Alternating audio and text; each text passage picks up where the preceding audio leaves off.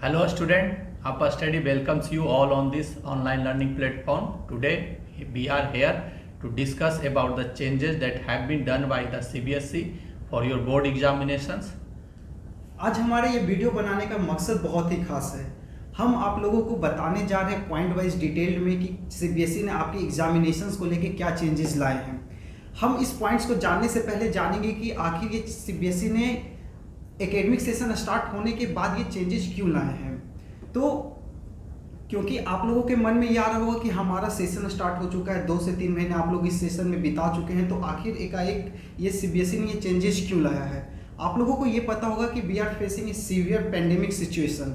इसकी वजह से आपके जो प्रीवियस बैचेस थे उनके 10th एंड 12th के एग्जामिनेशन कैंसिल हो गए। इसकी वजह से जो आपके इवेल्युएशन प्रोसेस होते हैं वो बिल्कुल ही चेंज हो जाते हैं। तो सीबीएसई ने इस बात को समझा और वो ये चीज़ जानते हैं कि विथ टाइम उन्हें भी इवॉल्व करना होगा अपने पूरे प्रोसेस को। So they bring a changes to evaluate you better and better. तो आखिर हम लोग आगे जानते हैं कि क्या क्या स्कीम्स लाए हैं उन्होंने। तो जो सबसे बड़ा उन्होंने मेजर चेंजेस लाया है कि अब आपका जो सेशन एकेडमिक सेशन होगा 2021-22 वो 2 पार्ट्स में डिवाइडेड है, टर्म 1 एंड टर्म 2। दोनों के जो सिलेबस होंगे वो 50% टर्म 1 में पढ़ाए जाएंगे, 50% टर्म 2 में पढ़ाए जाएंगे। अब इसका ये मतलब नहीं है कि टर्म 1 में जो आपने सिलेबस पढ़ा है वो आपको टर्म 2 में पूछे जाएंगे। टर्म 1 के पढ़ाए हुए सिलेबस सिर्फ टर्म 1 के रहेंगे, टर्म 2 के पढ़े हुए सिलेबस सिर्फ टर्म 2 के एग्जामिनेशन में पूछे जाएंगे।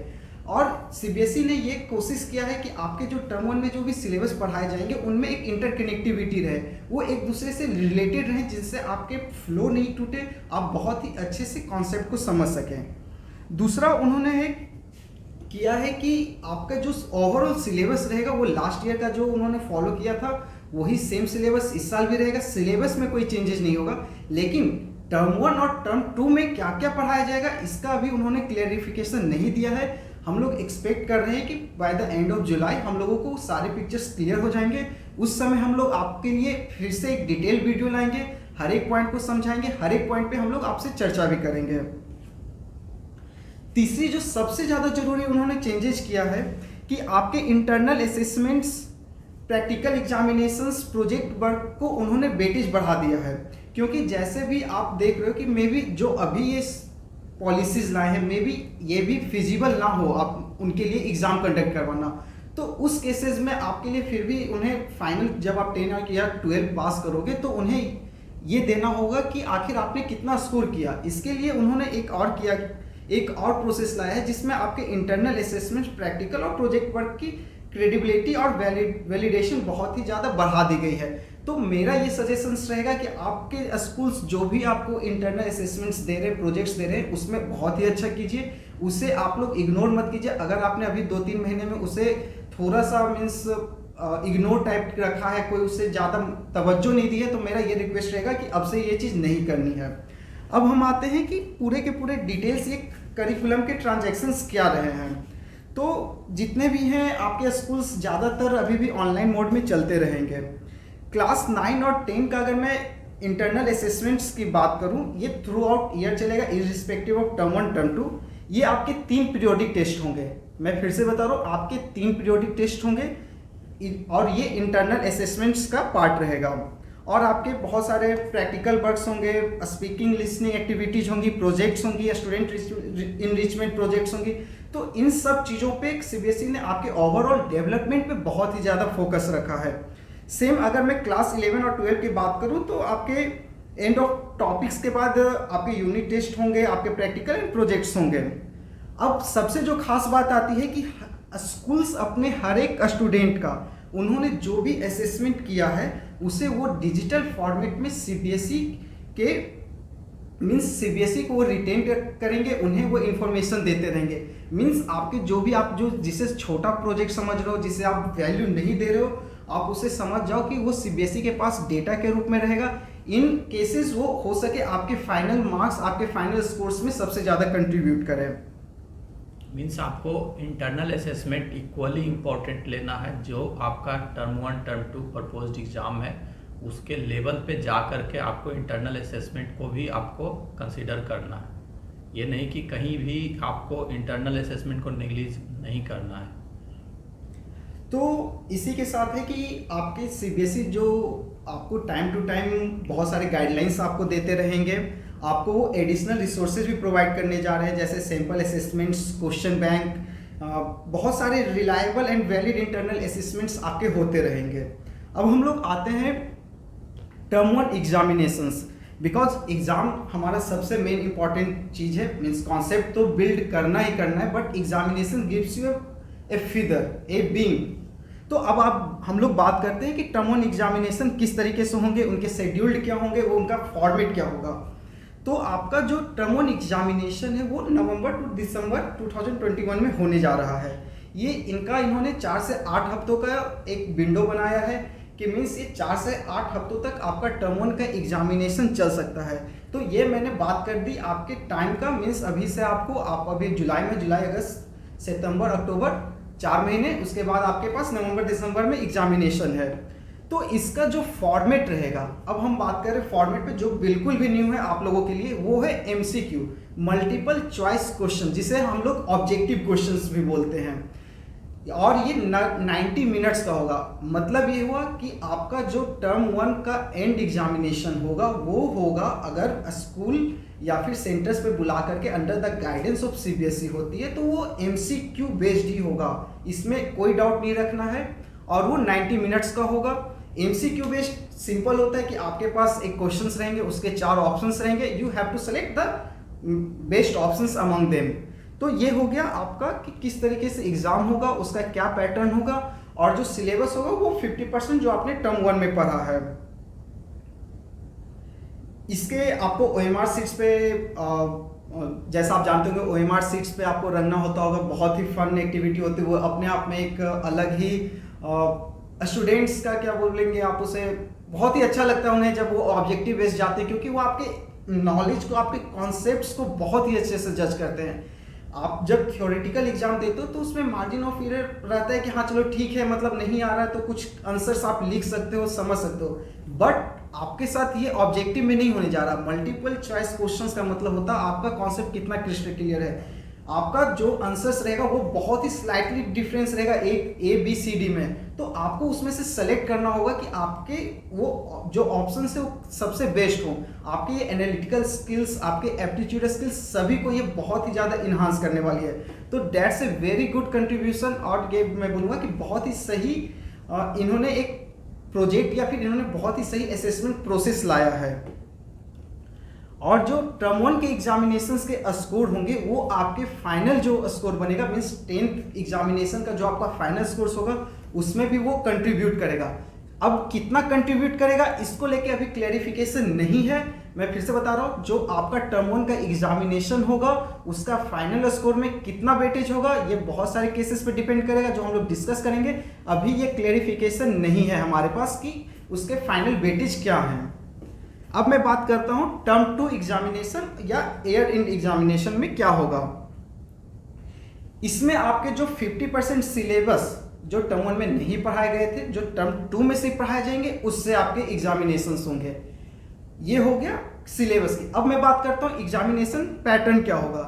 एग्जामिनेशन पैटर्न वो होगा जो आप लोग जिस चीज के लिए अभी तक प्रिपेयर कर रहे हैं, मतलब थ्योरेटिकल पेपर जिसमें long answers type, short answers type, cases based answers हो सकते, क्वेश्चंस हो सकते हैं जिनका आपको आंसर्स देना होगा, जो कि आप लोगों अभी तक मीन्स आप अपने स्कूल्स करिकुलम, आपके अपने जो 10 साल आप पढ़ रहे हो, वो आपको इस फॉर्मेट से बहुत ही आप फेमिलियर हो।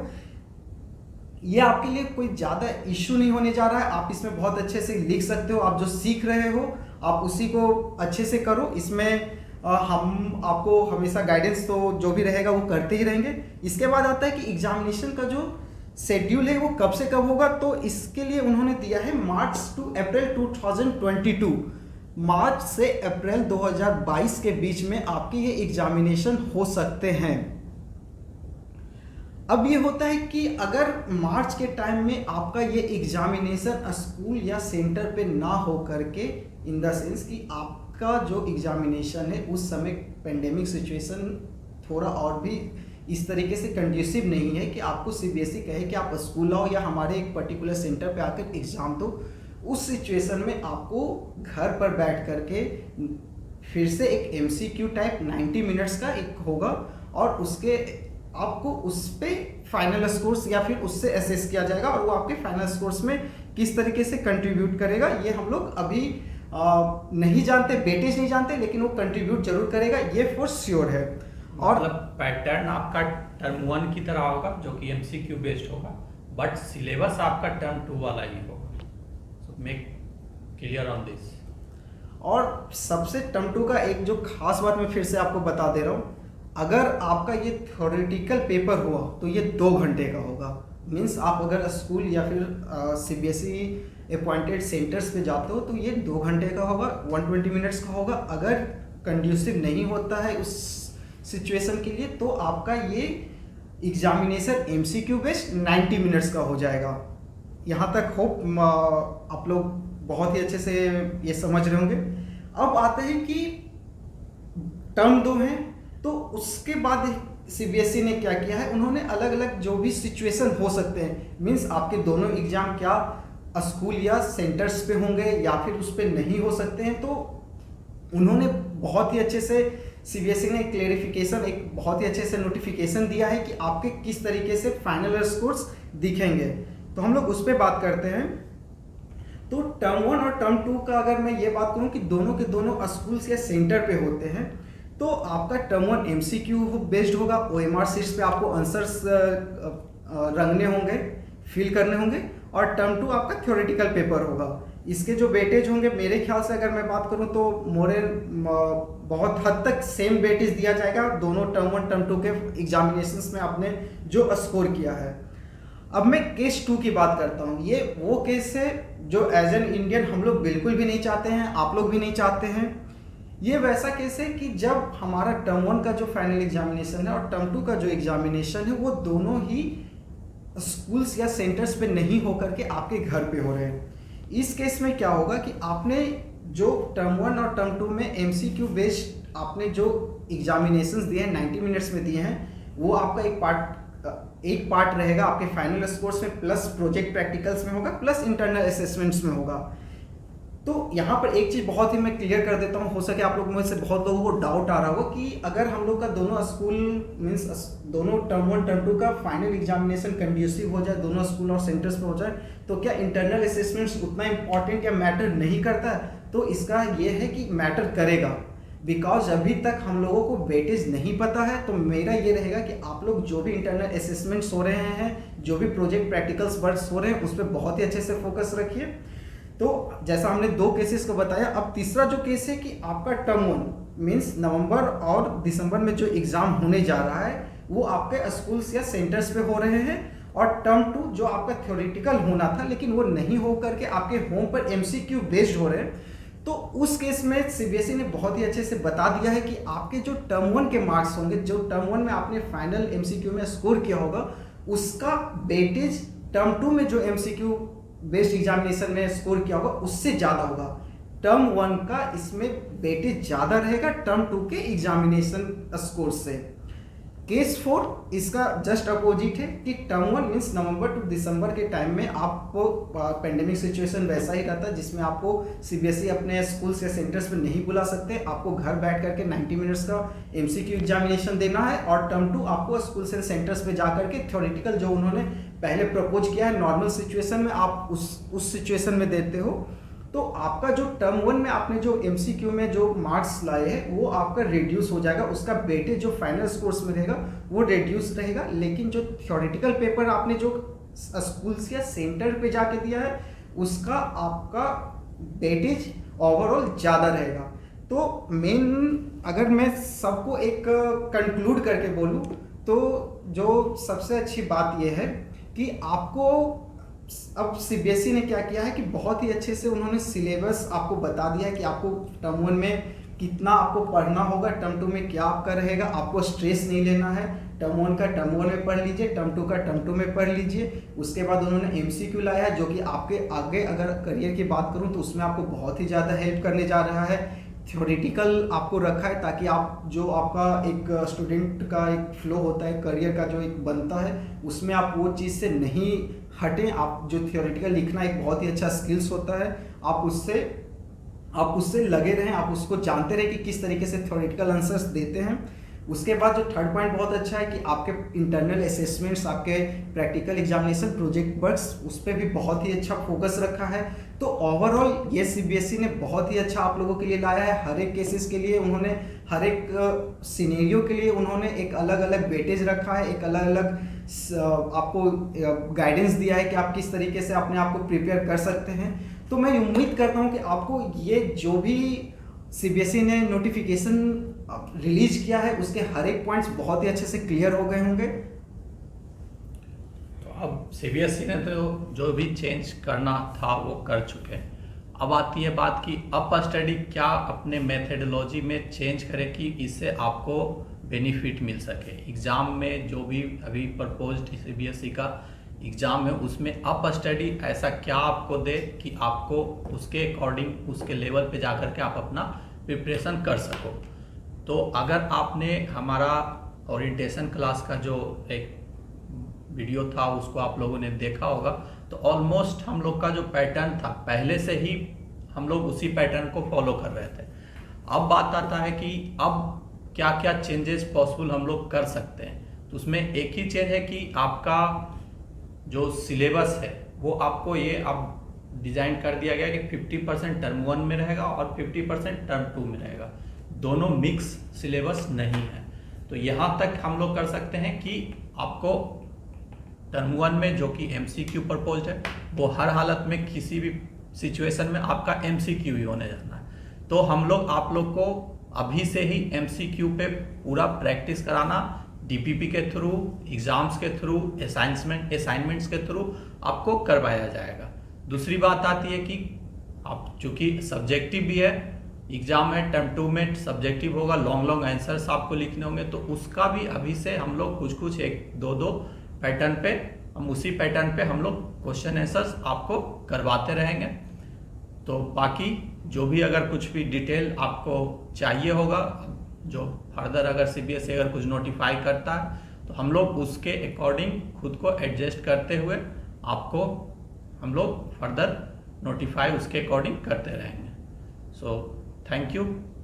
मैं एक और बात बोलूँगा आपको कि हमारा जो पढ़ाई का मेथोडोलॉजी रहेगा, मैं आपको मीन्स हमारे जितने भी एजुकेटर्स रहेंगे आपको हर पॉइंट पे, हर एक कॉन्सेप्ट पे बताते रहेंगे कि इसमें ऑब्जेक्टिव अगर कुछ भी पूछा जाएगा तो उसके कैसे पूछ सकते हैं, उस पर हम लोगों को किस तरीके से टैकल करना है, अगर सेम टाइम अगर उसके सब्जेक्टिव में भी किस तरीके से अच्छे से आंसर्स होते हैं। तो मैं ये बोलूँगा कि इनरोल फॉर आवर कोर्सेज, आपको इतना सही कॉन्सेप्ट्स, आपके बेसिक्स पे काम किया जाएगा, आपको बेसिक्स सिखाया जाएगा।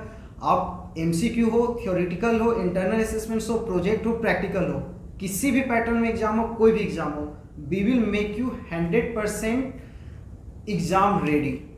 Okay, thanks.